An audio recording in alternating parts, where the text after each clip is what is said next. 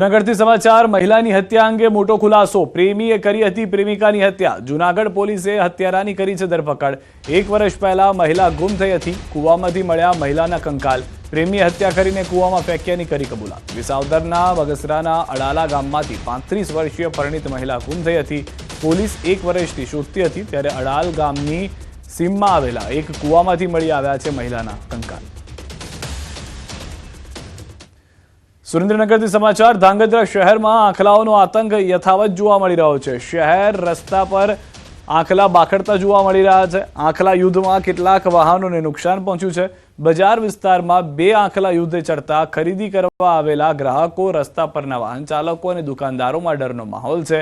2 આંખલાઓ બાખડતા રોડની સાઈડમાં પાર્ક કરેલ 2 થી 3 બાઇકને પણ અડફેટે લેતા નુકસાન પહોંચ્યું છે। અનેક વખત રજૂઆત કરવા છતાં પાલિકા તંત્ર દ્વારા રખડતા ઢોરને ઝડપી પાડવામાં ન આવતા લોકોમાં તંત્ર સામે રોષ જોવા મળ્યો છે।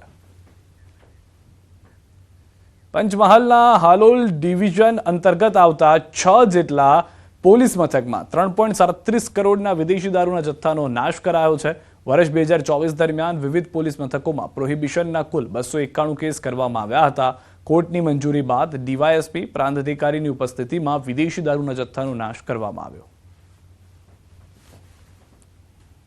291 કેસોની કુલ 2,94,435 બોટલ એની કિંમત 3,37,63,63,203નો મુદ્દામાલનો નાશ આજરોજ એસડીએમ સાહેબ શ્રી નર્મદાજીના અધિકારી શ્રી અને પંચો રૂપિયામાં નાશ કરવામાં આવ્યો।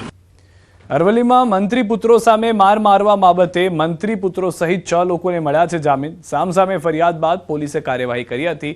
મોડાસા ટાઉન પોલીસે યુવકને મારવામાં વપરાયેલા હથિયાર કાર જપ્ત કર્યા છે।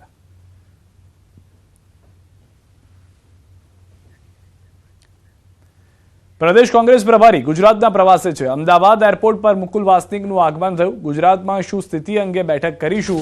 કોંગ્રેસના નેતા સાથે ચૂંટણી હારના પરિણામ મુદ્દે બેઠકમાં થશે ચર્ચા। ઘણા બધા પડકારોનો સામનો કોંગ્રેસ પાર્ટી કરી રહી છે। વર્ષ 2027ના ટાર્ગેટ રાહુલ ગાંધીના સૂચન મુજબ આગળ ચાલીશું। કયા નેતા કઈ જવાબદારી લેશે તેવા મુદ્દાઓ પર આગળ વધીશું। વર્ષ 2027ની તૈયારીમાં કોંગ્રેસ પાર્ટી લાગી છે। અમે ગ્રામ્ય વિસ્તારમાં મુલાકાત કરી છે।